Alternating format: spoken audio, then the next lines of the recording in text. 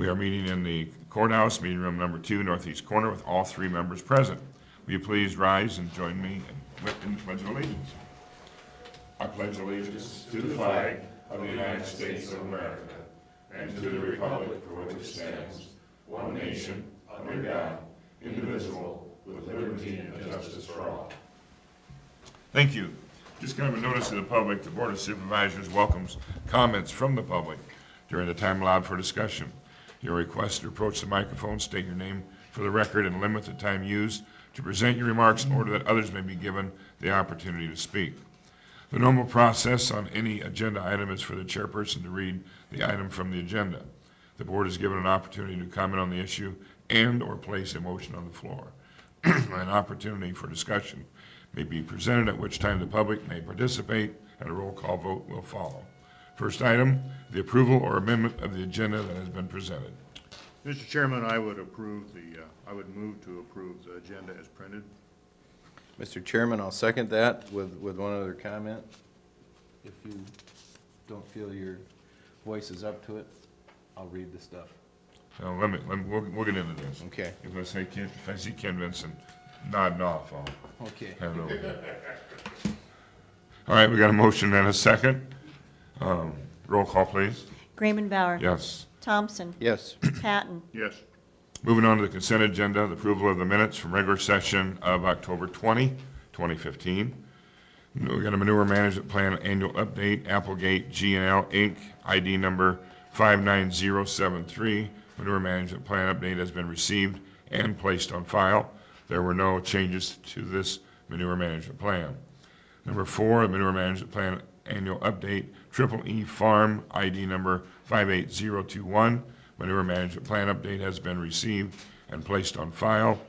There were no changes to this manure management plan. And finally, the approval of claims as audited and authorize the county auditor and recorder to issue payment of same. The listing of claims paid at this meeting will be included with all claims paid for the month of November. The November list of claims will be part of the first meeting in December. I would entertain a motion. Mr. Chairman, I motion that we approve the consent agenda as printed above. Mr. Chairman, I would second that motion. We got a motion and a second. Any discussion? Hearing none, roll call, please. Grayman Bauer. Yes. Thompson. Yes. Patton. Yes. All right, moving on to item number 6, this is Lion Energy plant update. And Ken Vincent is here with us to show us more of what's going on out there. Good morning. Good morning. Howdy. Can you hear me all right without? I think so, yeah. Or do you want him to have the microphone? They need, yeah. Okay. All right, thanks for having us here, and really appreciate the opportunity to come in and visit with you periodically to give you an update on the projects we have going on. First, I'd like to thank the county for all the excellent cooperation that we've received. The county engineer has been great to work with on all the issues that we've had associated with the pipeline, zoning administrator as well, and then your staff in your office. Lisa has been excellent to work with as well as others. So thank you for that. First thing I'm going to show you is we had some training that we helped provide, and we reimbursed the city fire department for its confined space entry, rescue, and high angle rescue training. This was done the week of September 28th. I just have a couple of photos of that. The reason I'm showing this to you is that the fire department now has the equipment, and the fire personnel are trained to be able to perform these functions. It's important to us during construction of the plant because there are confined spaces where if somebody goes in there, gets injured, or gets ill and can't get out on their own, you have to send somebody in to do it, to get them out. And this is what this training was for. Same thing with high angle. A lot of steel work going on, very high up in the plant, and if somebody again gets ill or sick, we need to be able to bring them down. So they are trained in that. The reason it's valuable to the county is because now it's probably available to other communities and other businesses in the community and the county. So, and this is a picture of high angle rescue. They're rappelling down. These two photos were taken out at Sutherland Station, the old power plant, and because they have the facilities out there that were good for training. Is this new equipment that they would have had to? They had, Had to I'm not get- sure exactly if it's all new, but a good portion I of it is new equipment.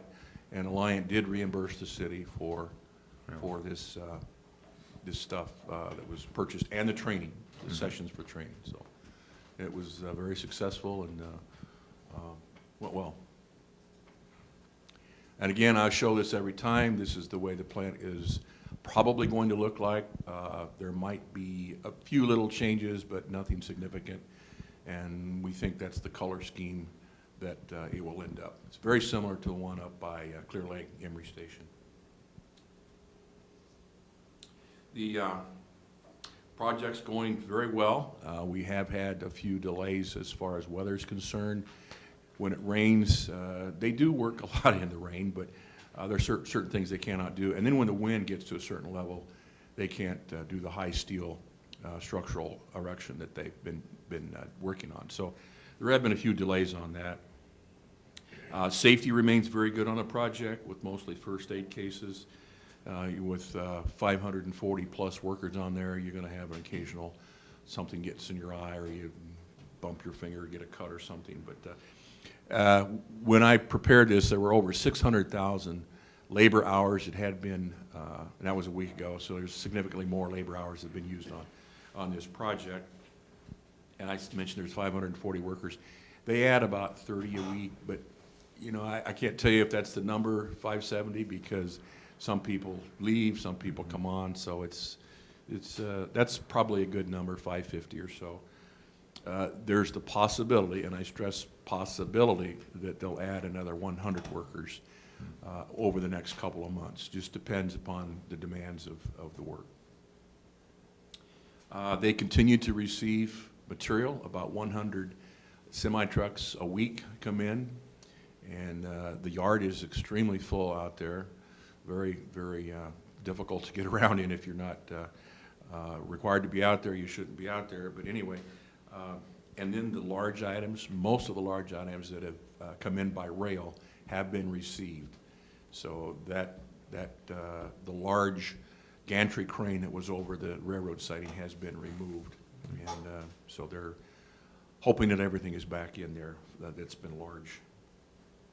And then they've added 3 additional trailers out into what I call the green zone, which is an area where you're not required to have your personal protective equipment. It's where we have our trailer, the contractors have their trailers, and we've added this trailer it's an operational trailer. Those that will be manning the plant in the future, the operations and maintenance crew, they'll be starting to report out there and this week. Later this week. I also mentioned there are 4 projects that are going on, not only the construction of the power plant, but the construction of the 13.5-mile gas pipeline. That has now moved into the commissioning process where sometime in November they will purge and pack the line, and it'll be ready to have gas in it. There's an electric transmission line. The work from Sutherland Station up to the new plant has been completed. Later this spring, they will do the final tie-in to the plant, the new plant. So that's been mostly completed. And then the last thing is at the existing Sutherland Station, there are some oil-fired combustion turbines. They're extremely small compared to this new plant, 50 megawatts each. And those are being converted to natural gas, and that process has started. So they have started to remove those and send them to the factory. I'm going to show you some aerial photos here. This was taken the 22nd, and if I could point something out. This one doesn't show it, but maybe the next one does. Yeah, there you can see it. That's the parking lot for the craft people, the workers that actually doing the construction, and it's nearly full. So there are a lot of people working out there. This also shows where the cooling tower sits, right here. Obviously the main plant, and then up in here is where the transmission line goes out that way. And then you can see also the main line Union Pacific Railway through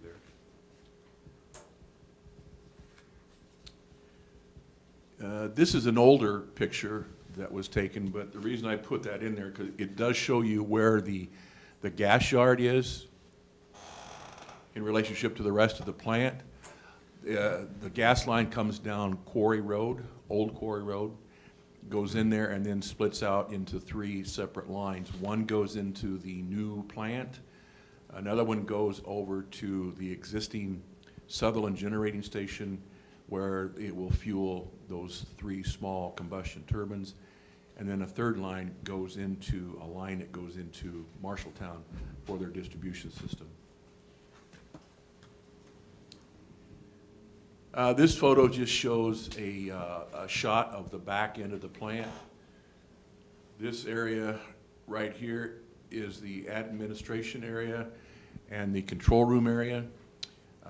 This foundation right here is going to contain 1.2 million gallon fire protection tank, and then the area behind the high structural area, that's where the steam turbine and its generator will sit. You can also see where they're starting construction on the stacks that will come out of the back end of the heat recovery steam generators. This is an older photo. This is a picture of one of the generation's step-up transformers. The generator out of a combustion turbine will generate at 18,000 volts, and then this transformer steps it up to 161,000 volts, and then it eventually goes over to Sutherland Station's 161,000 volt substation. That device that it's sitting on is called a Goldhofer, and each one of those wheels or tires is independent. They can all turn in different directions if they so want them to, but makes it very easy to haul that stuff from the railroad siding, take off the gantry crane, put it on there, and bring it over to the site. What pulls that? Is it a tractor? No, evidently there's small little electric motors on those, and It's remote? No, not small, but Yeah. well, a guy will walk beside it and control it. It's pretty interesting to watch. And this shows where that same transformer has been put in place. You can see the blast wall behind it, and then below it are the containment system for oil. And you can also see where the air intake for the plant will be for that particular combustion turbine. This shows where the condenser is. That's those 4 round circles. Water goes out of there and goes to the cooling tower, hot water, and it comes back cooled somewhat, and then it's recycled. That sits directly below where the steam turbine and its generator will sit. So the condenser basically takes hot water and, steam, and condenses it back to hot water and then sends it out to the cooling tower.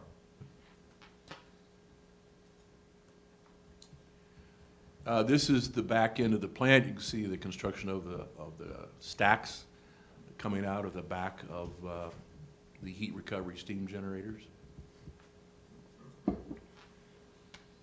I put this in there because that was a huge Manitowoc crane that was used on the project, and it's been completed and disassembled and removed from the site. They no longer needed that type of a crane for the project, but it was just absolutely massive, huge crane. This is a photo of the gas yard. You can see the lines coming into it. And then these are heaters. These 2 stacked things, those big silver cylinders back there are gas heaters. The gas is extremely cold when it comes in there. It needs to be heated somewhat to be able to be used. And that's what that represents. This is just a different picture of that, showing some of the valves and so forth. gas line is in the commissioning process, and like I mentioned before, they should be having the pack and purge of the line sometime this month, and then it'll be fully operational. This is just an early photo of the transmission line work. You can see there are huge steel poles. A lot of those had poured concrete foundations. Some were direct burial, but most were poured concrete. And then this shows where it goes into the existing Sutherland station. The plant is on the schedule of completion, substantial completion, late third quarter of 2016. And then the commissioning process is scheduled to start. Training of employees that will maintain and operate the facility. And then about April 1st, they're anticipating that it will go commercial or it would produce power that goes into the grid, starts operation.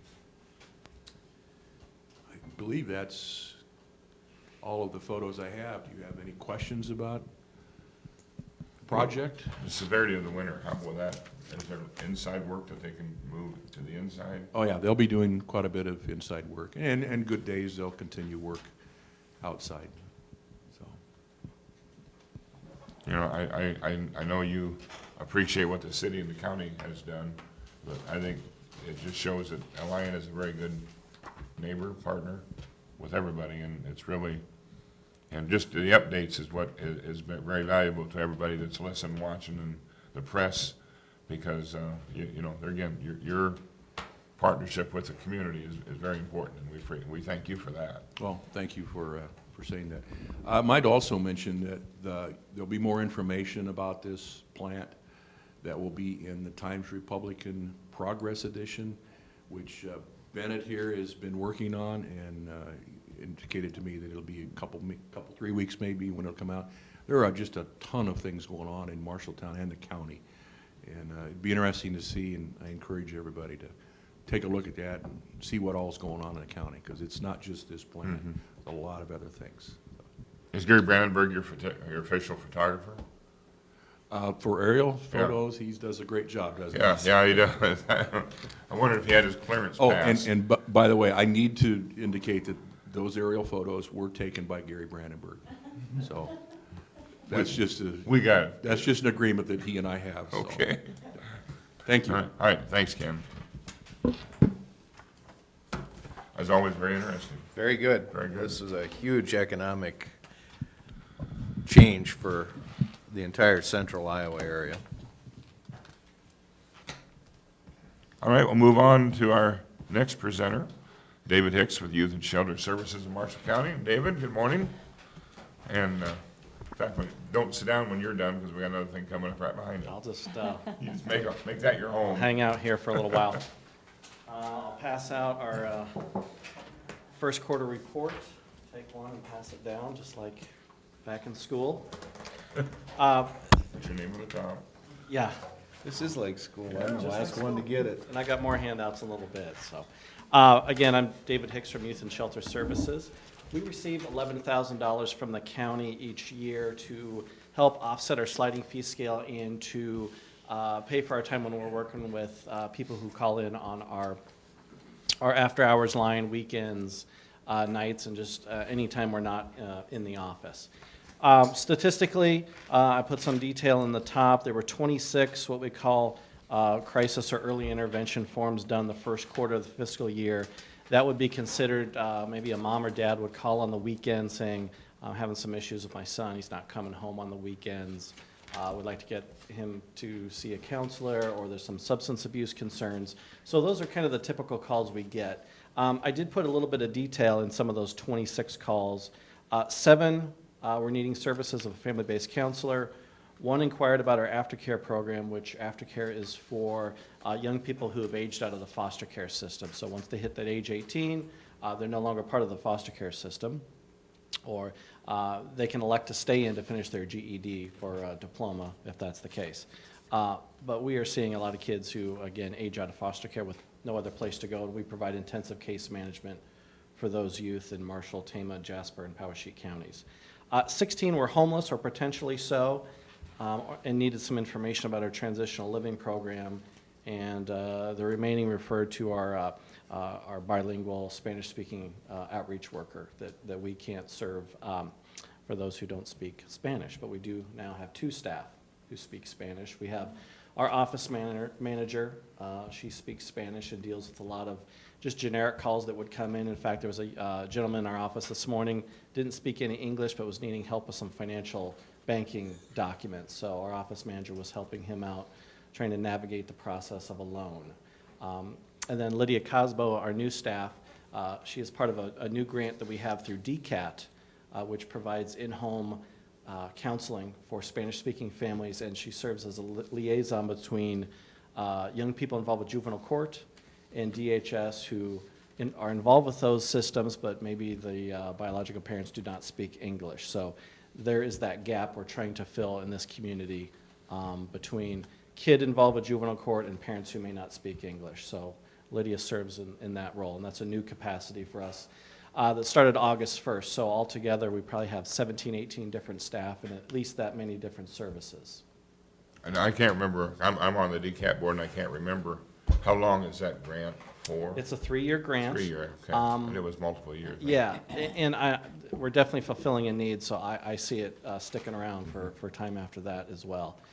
It's hard to find somebody who's, one, bilingual in human services and has that counseling background. You know, we can find a lot of Native people who can speak both languages, but having that 4-year degree and that experience of doing in-home counseling, that's a needle in a haystack. So we found our needle, so I appreciate Lydia jumping on board with us. She's got excellent experience from Center Associates and with the school district. So it really helps add to our tool belt of the tools that we can pull out to use with families and children.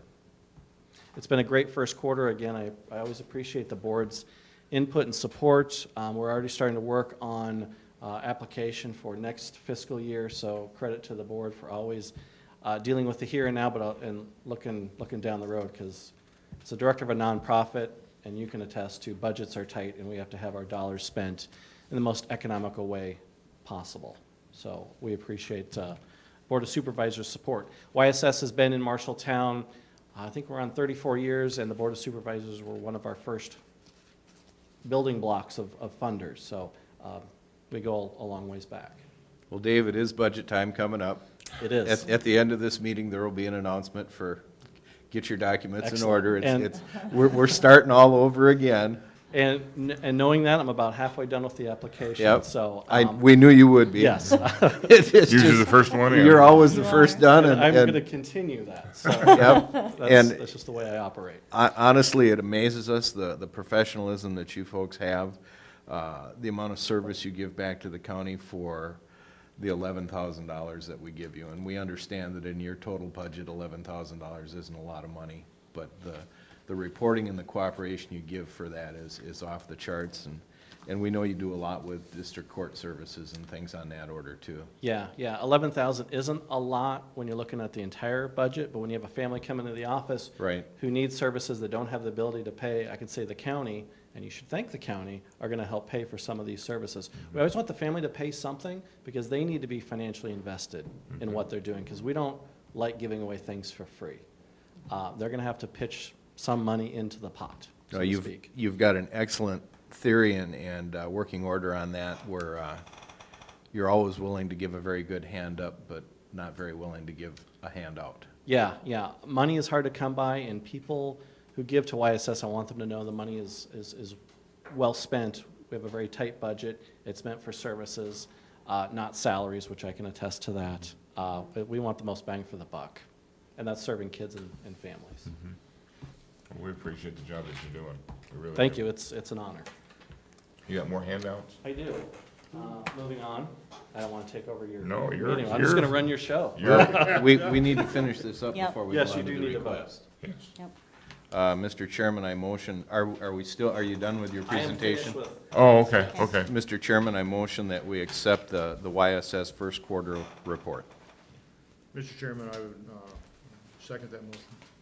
I've got a motion and a second. Any further discussion? Roll call, please. Grayman Bauer. Yes. Thompson. Yes. Patton. Yes. All right, now, we move on to the next item. request for use of the courthouse grounds, a request from the Youth and Shelter Services of Marshall County to place hidden figures on the courthouse grounds, which represents a homeless in our county.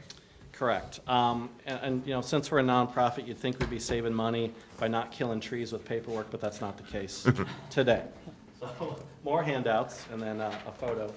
I realize the agenda may look odd when we're saying we're going to place some hidden figures around the county area. This was an idea that Karen from the House of Compassion had, along with Keely Weeks from Central Iowa Art Association and Val Ruff from the Arts and Cultural Alliance and myself. Karen found this concept online. They are human figures made out of chicken wire. They will depict the hidden homeless that we have in our community. So with the data that we collect each year, one of the hats that I wear, in addition to being director of YSS, is I'm the chair of the Marshall and Hardin County Local Homeless Coordinating Board. Each year, the fourth Wednesday in January, we are required by the state to do a point-in-time homeless count, where we actually work with those who serve the homeless populations, and we do a hard count. Who is in the House of Compassion, who's in our transitional living program, who has Salvation Army worked with, Food Box. If they have worked with a homeless person on that fourth Wednesday in January, we do a data count, a brief interview just to gather some documentation on those homeless individuals. Now, granted, we don't have people pushing shopping carts down the street full of their belongings. We don't see that. But what we do have is people living in the House of Compassion, transitional living apartments. Access has some housing available as well. You know, we are housing the homeless, but then there's the hidden component. Those who are living doubled up, those who are sleeping on couches, those who are sleeping in somebody's basement. 2 and 3 families living in a home that's meant for one family. Going back in time, last January 2014, the count on that January 29th were 33 people living at the House of Compassion or at our transitional living programs or other housing units here in town meant to house the homeless. So out of that 33, 22 were over 18, 11 of which were under 18, so children of those living at the facilities. In 2013, that same fourth Wednesday in January, we had 41, 23 adults, 18 minors, and we actually had 3 unaccompanied minors. We had some 17-and-a-half-year-olds who the family has broken down. I remember 2 of these kids, dads were gone, mom was heavy substance abuse users. They weren't home anyway, so kid left, was bouncing from couch to couch. We put him in our transitional living program with mom's consent. Dad was unable to be found. So we work with those kids on independent living skills, budgeting, not opening up a credit card, just dealing with the budget that's required to live independently. Okay? Dave? Let me go back because I want to make sure I understood this. In 2013, in January, Yes, you had 41 on that count. correct. In 2015, you're 33. It'd be last January 2015, we would have 33, so in 2014. 2 years, you've dropped from 41 on that daily count down to 33. That's a Yes. substantial drop. Yeah, it was. Going back the previous year, we were at 52.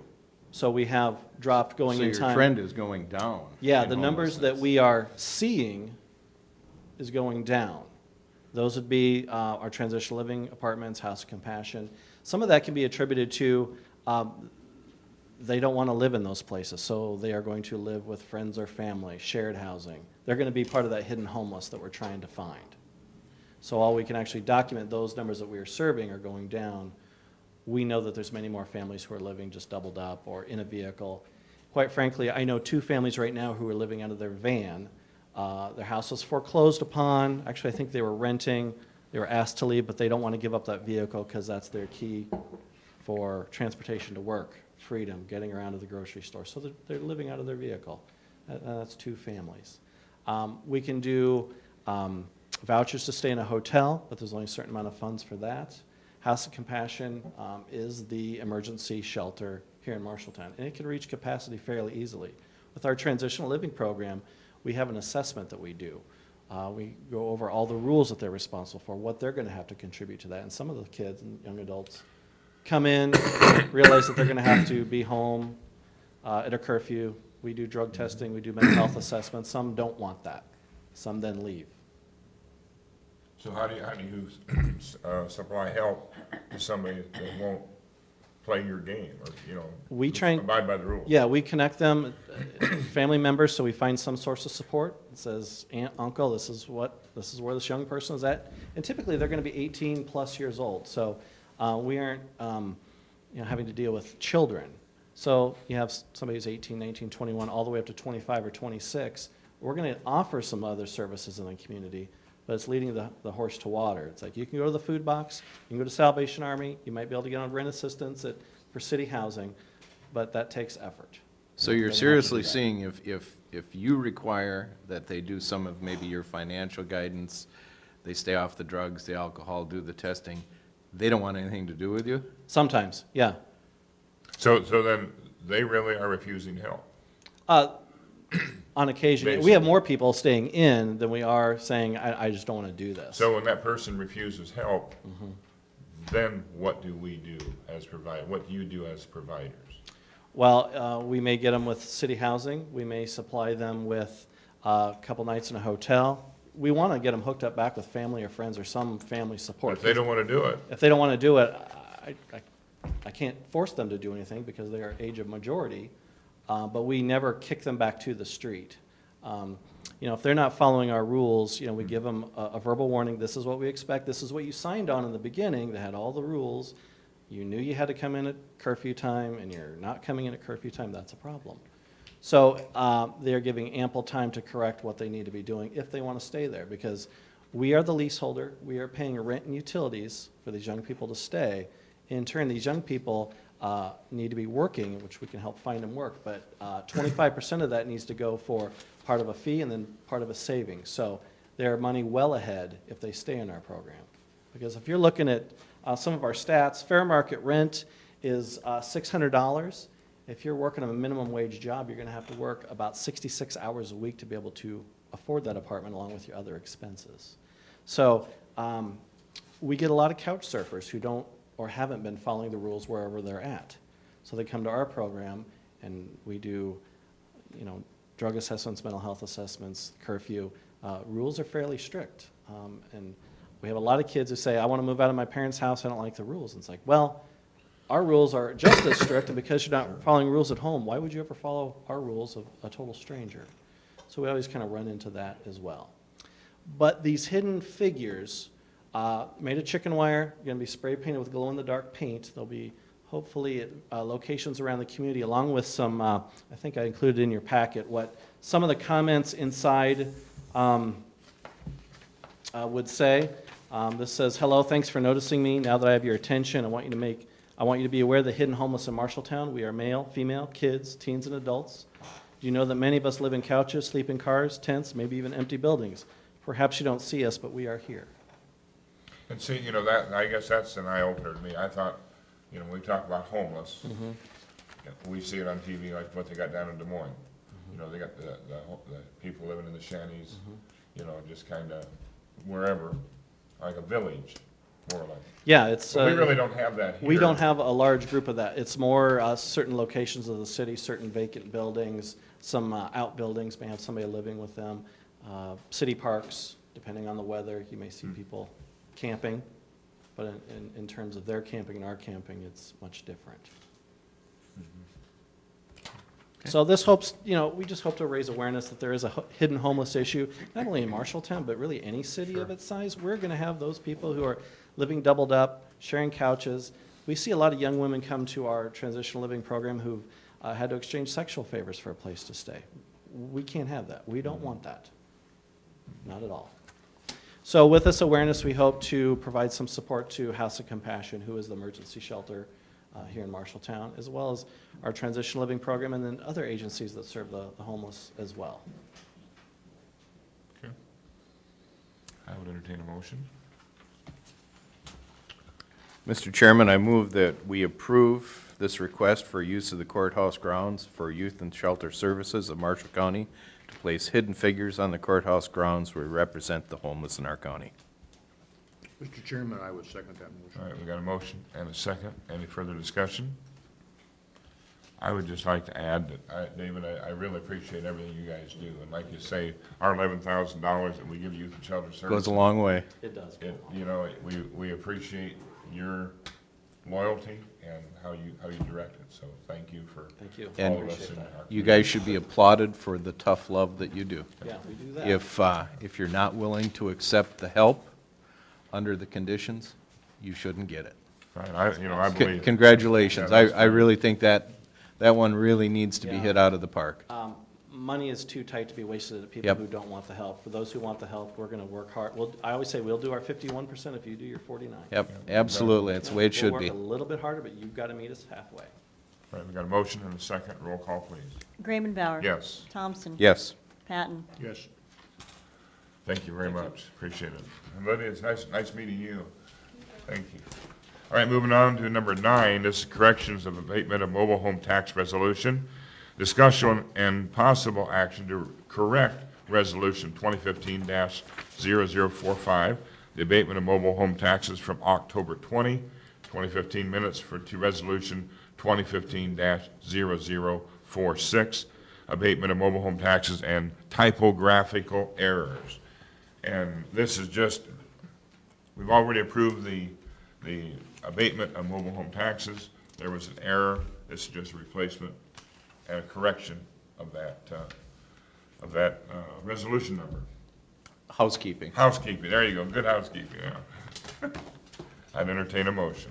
Mr. Chairman, I would move to change the resolution number 2015-0045 from October 20, 2015 Board of Supervisors regular session to number 2015-0046 and correct typographical errors. This does not change the purpose or the meaning of the motion. Mr. Chairman, I will second that. Got a motion and a second, any discussion? Roll call, please. Grayman Bauer. Yes. Thompson. Yes. Patton. Yes. Moving on to item number 10, this is resolution 2015-0047. I would like to entertain a motion to table this. Mr. Chairman, I motion that we table resolution number 2015-0047, institution of condemnation proceedings for property as legally described above. Mr. Chairman, I would second this motion. All right, I've got a motion and a second to table this resolution. Roll call, please. Grayman Bauer. Yes. Thompson. Yes. Patton. Yes. Moving on to item number 11, 2014 property tax rebates. The listing of taxes can be found on pages 7 and 8 of this meeting. Again, these are attached at the back of the agenda. I'd entertain a motion. Mr. Chairman, I move that we approve the property tax rates for 2014 taxes payable 2015-16 computed by the county auditor and recorder and approved by the Iowa Department of Management to be established as follows on page 7 and 8. Mr. Chairman, I'd second this motion. Got a motion and a second. Any discussion? Roll call, please. Grayman Bauer. Yes. Thompson. Yes. Patton. Yes. Item number 12, this is a GASB 45, what is that? Gatsby. No. Actuarial. Actuarial valuation report for the Marshall County other post-employment benefits plans. The report prepared by Silverstone Group summarizes the liabilities, annual required contribution, ARC, and annual OPEB cost for the OBEB plans as of July 1, 2014. It is used to recognize the cost of providing medical and prescription drug benefits to retired employees and their dependents on an accrual basis. I think it should be noted that this is basically for audit purposes only, Yes. that our annual audit is being done by Bowman and Company at this time. I would entertain a motion. Mr. Chairman, I would move that we accept this report from the GASB 45 Actuarial Valuation Report for the Marshall County, other post-employment benefits, the OBEB plans. Mr. Chairman, I would second that. Got a motion and a second. Any other discussion? Roll call, please. Grayman Bauer. Yes. Thompson. Yes. Patton. Yes. Item number 13, this is from the Animal Rescue League agreement discussion and consideration of extending current contract between the Animal Rescue League of Marshalltown and the Marshall County Board of Supervisors to June 30, 2016. The current contract that we're in, I think, actually ended outside our fiscal budget year. I've talked with the director of the Animal Rescue League, and we have agreed that we will continue the same contract that we have got right now until June 30th, 2016. That's what this is all about. We'll be discussing this at budget time with the Rescue League? Yes, and Okay. we're gonna get them on our fiscal budget calendar. Okay. So we're in the same. Yep, that would make it as It'll be- clean as can be with our accounting area Yes. and the auditor. Yes. That being said, Mr. Chairman, I motion that we approve the extension of the current contract between the Animal Rescue League of Marshalltown and Marshall County Board of Supervisors to end on June 30th, 2016, with no changes in the funding or the contract. All right, got a motion, need a second? Mr. Chairman, I would second that motion. Motion second, any further discussion? Roll call, please. Raymond Bauer, Yes. Thompson, Yes. Patton, Yes. Okay, now, did you catch that when David moved that, he added a couple of words? Okay. All right, moving on to item number 14. This is what Supervisor Thompson had talked about previously. This is the official notice to agencies considering requesting county funding for fiscal year 2016-2017. The Board of Supervisors requires that all funding requests are submitted to the Board of Supervisors by Tuesday, December 1, 2015 at 4:30. Applications must be accompanied by documentation to substantiate the request. You may provide documentation of your own, or you may request a budget packet from the county auditor and recorder's office. In other words, if you would like to request funding from the Marshall County and the Board of Supervisors, it needs to be in by December 1st. Did I say that Perfectly. perfectly? Okay. Bennett, if you would Bennett, please did you get that if you would perfectly? please put that in the paper, we would really appreciate it. All right, moving on to item number 15. Public forum. This is time set aside for the public to make comments on topics of county business other than those listed on this agenda. No action will be taken at any of these topics brought up in the public forum. It's Election Day It is. in Yes, it is. Marshalltown and several of the surrounding communities. A lot of people have taken the time to put their commitment of time and talent on the ballot. Please go exercise your right to vote and either support or don't support the issues. All right. Since June had nothing to say, moving on to the item number 16, this is the adjournment. The next regular session is scheduled for November 17th, 2015 at 9 a.m.